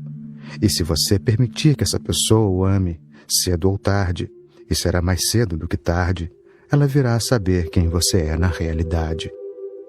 Até que ponto você é capaz de fingir com uma pessoa a quem tem de viver amando? Você pode fingir na rua, pode fingir no Lions Club e no Rotary Club. Sorrisos, só sorrisos. Você pode fazer um ótimo papel de ator e interpretar bem o papel. Mas se você vive com uma mulher ou com um homem 24 horas por dia, então é cansativo ficar sorrindo, sorrindo e sorrindo. Então o sorriso cansa você porque é falso. Trata-se apenas de um exercício dos lábios, e os lábios se cansam. Como você pode continuar sendo tão doce? Seu amargor vai aparecer. Daí que no momento em que a lua de mel termina, tudo acaba. Ambos conheceram o lado verdadeiro um do outro. Ambos conheceram a mentira um do outro. Ambos conheceram a falsidade um do outro. Todos têm medo de ficar íntimos de outra pessoa. Ser íntimo significa que você terá de deixar o seu papel de lado. E você sabe quem você é. Indigno, simplesmente sujo. É isso que lhe disseram desde o princípio. Os seus pais, os seus professores, os seus padres, os seus políticos, todos lhe disseram que você era sujo, indigno. Ninguém nunca aceitou você. Ninguém lhe deu a sensação de que era amado e respeitado, de que você era querido, que a vida sentiria a sua falta, que sem você esta vida não seria a mesma, que sem você restaria uma lacuna. Sem você este universo perderia um pouco de poesia, um pouco de beleza. Faria falta uma canção, faria falta uma nota, restaria uma lacuna. Ninguém nunca lhe disse isso. E é esse o meu trabalho aqui. Destruir a desconfiança que foi criada em você a respeito de si mesmo. Destruir toda a condenação que lhe tenha sido imposta. Afastá-la de você e dar-lhe uma sensação de que você é amado e respeitado, amado pela vida. Deus criou você porque o amava. Ele amava você tanto que não pôde resistir à tentação de criá-lo. Quando um pintor pinta, ele pinta porque ama. Vincent van Gogh pintava o sol, sempre. A vida inteira ele amou demais o sol. Na verdade, foi o sol que o levou à loucura. Por um ano ininterrupto, ele ficou em pé pintando sob o sol. Toda a vida dele girava em torno do sol. E no dia em que ele estava contente, pintando e pintando o que sempre quis pintar, e para fazer essa pintura ele tinha pintado muitas outras, mas ele não estava contente com elas. No dia em que ele estava contente, nesse dia ele pôde dizer: sim, era isso que eu queria pintar. E cometeu suicídio porque, disse ele, o meu trabalho está acabado. Eu fiz aquilo que vim fazer aqui. Meu destino está cumprido. agora não faz sentido viver. A vida inteira dele foi como uma devoção a determinada pintura. Ele devia estar loucamente apaixonado pelo sol. Ele olhava para o sol tanto que o sol destruiu seus olhos, a sua visão. Ele o deixou louco. Quando um poeta compõe uma canção, é porque ele a ama. Deus pintou você, cantou você, dançou você. Deus ama você. Se você não vê nenhum significado na palavra Deus, não se preocupe. Chame-o de vida, chame-o de o todo. A vida ama você. Do contrário, você não estaria aqui. Relaxe quanto ao seu ser. Você é querido pelo todo. É por isso que o todo respira em você, pulsa em você. Depois que você começa a perceber esse imenso respeito, esse amor e essa confiança do todo em relação a você, você começa a criar raízes no seu ser. Você passa a confiar em si mesmo. E só então você pode confiar em mim. Só então você pode confiar nos seus amigos, nos seus filhos, no seu marido, na sua esposa. Só então você pode confiar nas árvores, nos animais, nas estrelas e na lua. Então você vive simplesmente em confiança. Não é mais uma questão de confiar nisso ou naquilo. Você simplesmente confia, e confiar é simplesmente ser religioso. É disso que trata o Sannyas. Sannyas é desfazer tudo o que a sociedade fez. Não é por acaso que os padres são contra mim, os políticos são contra mim, os pais são contra mim, todo o sistema é contra mim. Não é por acaso. Eu entendo a lógica absolutamente clara deles. Estou tentando desfazer o que eles fizeram. Estou sabotando todo o padrão dessa sociedade escravista. Estou empenhado em criar rebeldes, e o começo da rebeldia é a confiança em si mesmo. Se eu puder ajudar você a confiar em si, eu o ajudei. Nada mais é preciso. Tudo mais segue-se de acordo com isso. Intimidade com os outros. Os próximos passos. Quando duas pessoas que se amam estão realmente abertas uma à outra, quando elas não temem uma à outra e não escondem nada uma da outra, isso é intimidade. Quando elas podem dizer tudo, sem medo de que o outro irá se ofender ou magoar. Se o ente querido pensa que o outro ficará ofendido, então a intimidade ainda não é profunda o bastante. É um tipo de acordo que pode ser rompido por qualquer coisa. Mas quando duas pessoas que se amam começam a sentir que não há nada a esconder e tudo pode ser dito, e a confiança chega a tal profundidade que mesmo que um não diga, o outro irá saber, então eles começam a se tornar um. Seja visto. A vida é peregrinação, e a menos que o amor se realize, ela continua sendo uma peregrinação, nunca chegando a parte alguma. Ela continua andando em círculos, e o momento da realização nunca chega, aquele momento em que se pode dizer: eu cheguei lá, eu me tornei o que vim para ser, a semente se consumou nas flores. O amor é a meta, a vida é a jornada. E uma jornada sem um objetivo tende a ser neurótica, acidental. Não terá uma direção. Num dia você vai para o norte e no outro você vai para o sul. A jornada continua sendo casual, nada leva você a lugar nenhum. Você continuará sendo como uma madeira flutuante lançada à costa pelas ondas, a menos que tenha uma meta definida.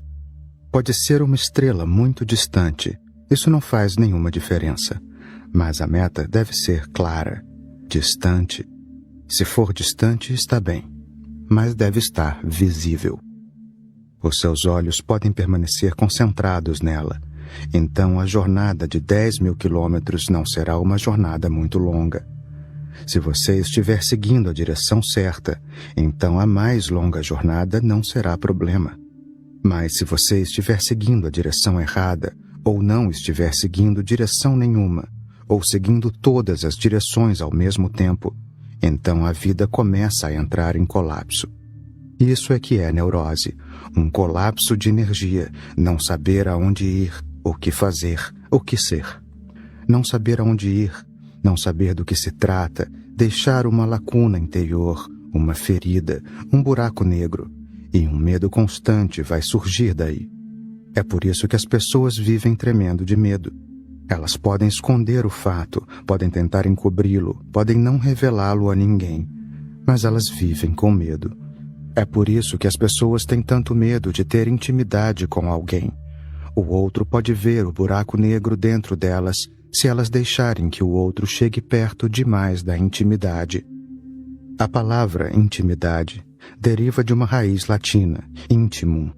Intimum significa a sua interioridade, o seu ponto mais íntimo.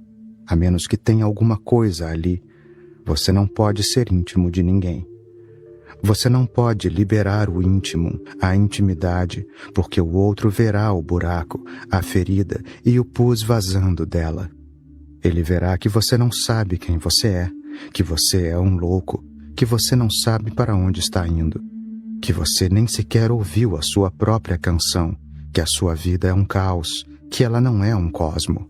Daí o medo da intimidade.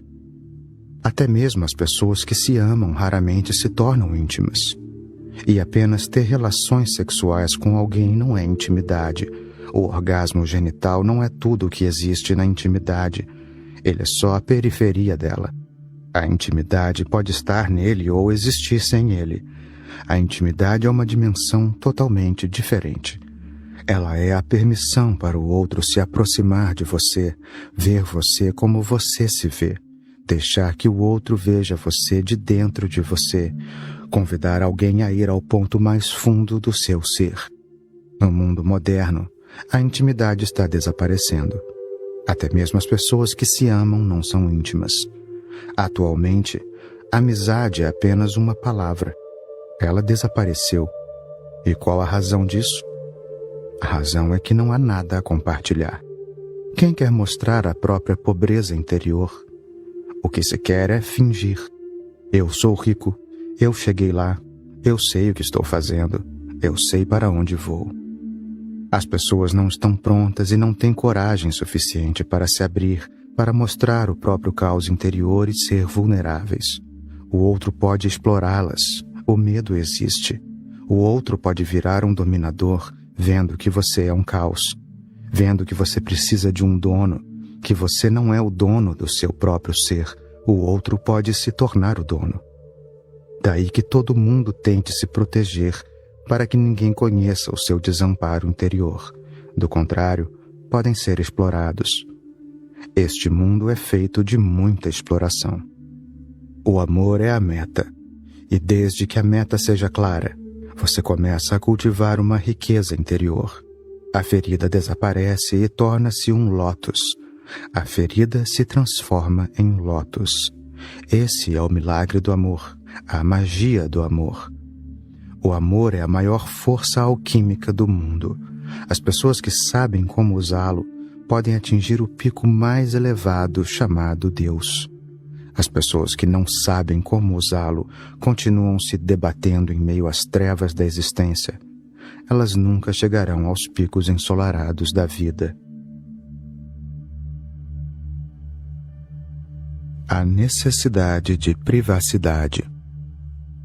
O ser tem dois lados, o exterior e o interior. O exterior pode ser público, mas o interior não pode. Se você tornar o interior público, perderá a sua alma, perderá a sua face original. Então você viverá como se não tivesse um ser interior. A vida se torna monótona, fútil. Isso acontece às pessoas que levam uma vida pública. Políticos, astros de cinema. Eles se tornam públicos, perdem completamente o ser interior. Eles não sabem quem são, a menos que o público fale sobre eles. Eles dependem da opinião dos outros, não têm o sentimento do próprio ser. Uma das mais famosas atrizes, Marilyn Monroe, cometeu suicídio e os psicanalistas têm meditado sobre os motivos para isso. Ela era uma das mulheres mais lindas que já existiram, uma das mais bem-sucedidas.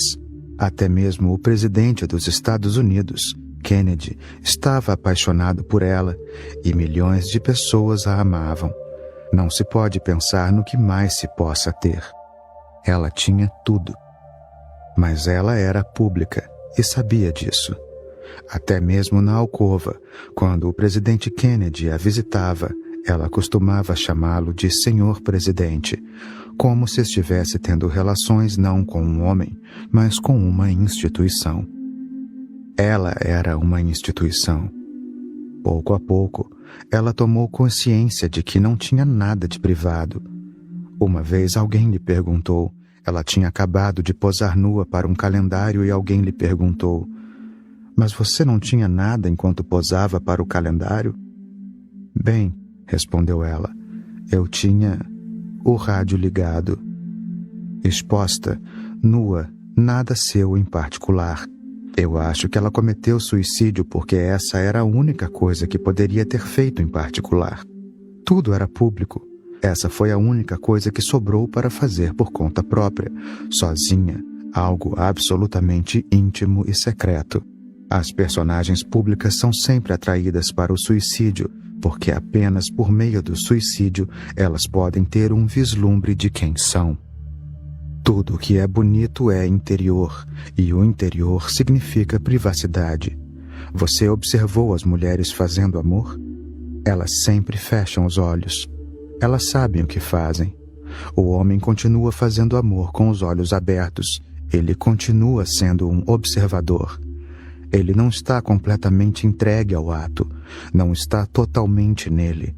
Ele continua sendo um voyeur, como se outra pessoa estivesse fazendo amor e ele estivesse observando, como se o ato do amor estivesse numa tela de TV ou de cinema.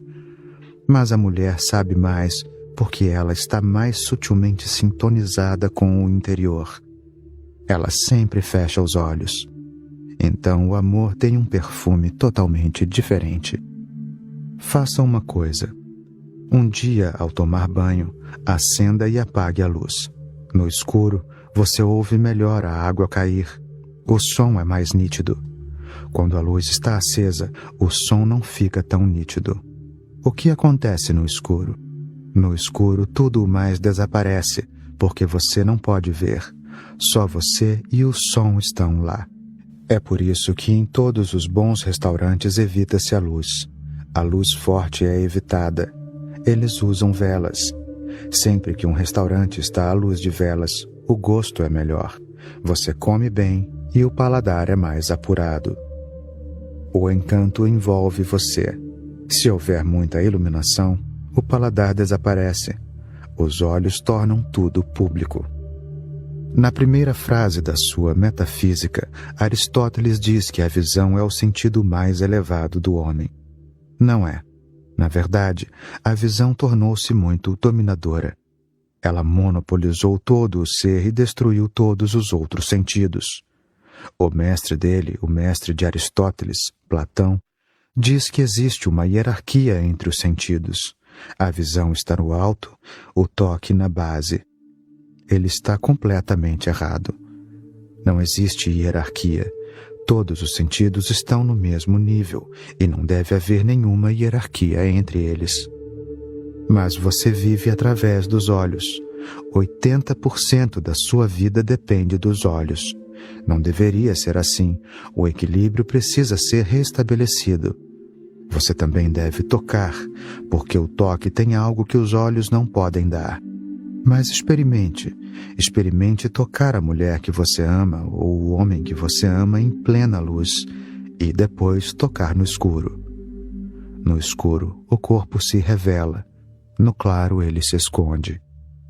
Você já viu as pinturas de corpos femininos de Renoir? Elas têm algo de milagroso.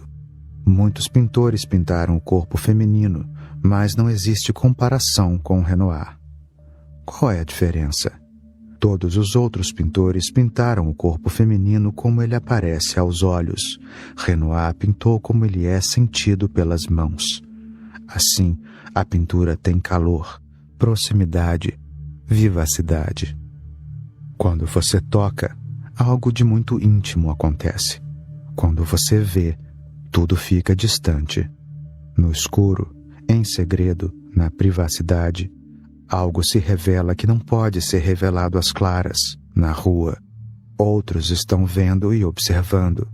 Algo profundo dentro de você se encolhe, não pode desabrochar. É como se você pusesse sementes no chão para todo mundo olhar. Elas nunca irão brotar. Elas precisam ser atiradas no fundo do útero da terra, na escuridão profunda, onde ninguém possa vê-las, onde elas começam a brotar e então nasce uma grande árvore.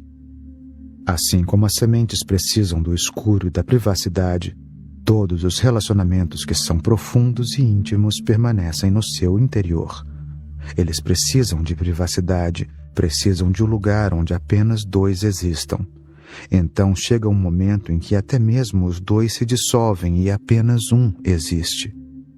Dois amantes profundamente afinados um com o outro se dissolvem. Apenas um existe. Eles respiram juntos, estão juntos, existe um companheirismo. Isso não seria possível se houvesse a presença de observadores. Eles nunca seriam capazes de relaxar se outros estivessem observando. Os próprios olhos dos outros se tornariam uma barreira. Assim, tudo o que é belo, tudo o que é profundo, acontece no escuro. Nos relacionamentos humanos, a privacidade é necessária. O segredo tem as suas próprias razões para existir. Lembre-se disso. E lembre-se sempre de que você vai se comportar muito tolamente na vida caso se torne completamente público. Seria como se alguém virasse os bolsos do avesso.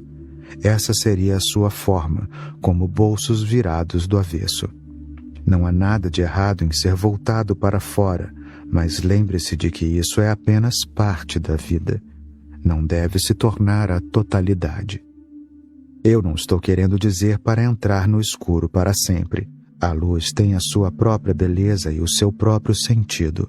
Se a semente permanecer no escuro para todo o sempre e nunca sair para receber o sol da manhã, ela morrerá.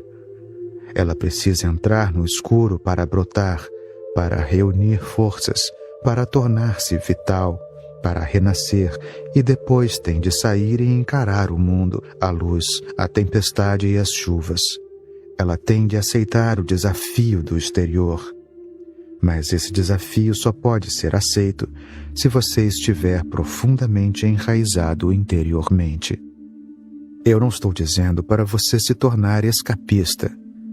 Não estou dizendo para você fechar os olhos, se retrair e nunca mais sair. Estou dizendo simplesmente para você entrar de modo que possa sair com energia, com amor, com compaixão. Entrar de modo que, quando sair, você não seja mais mendigo, mas rei. Entrar de modo que, quando sair, tenha algo a compartilhar, as flores, as folhas. Entrar de modo que a sua saída se torne mais rica e não empobrecida. E sempre se lembre de que, toda vez que se sentir exaurido, a fonte de energia está no seu interior. Feche os olhos e entre. Tenha relacionamentos externos, tenha relacionamentos internos também. É claro que é inevitável ter relacionamentos externos. Você anda no mundo, os relacionamentos profissionais estão aí, mas eles não devem ser tudo. Eles têm um papel a desempenhar. Mas deve haver algo absolutamente secreto e privado, algo que você possa chamar de seu. Foi isso que faltou a Marilyn Monroe. Ela era uma mulher pública, bem-sucedida, ainda que um completo fracasso. Quando estava no auge do sucesso e da fama, ela cometeu suicídio. Por que ela cometeu?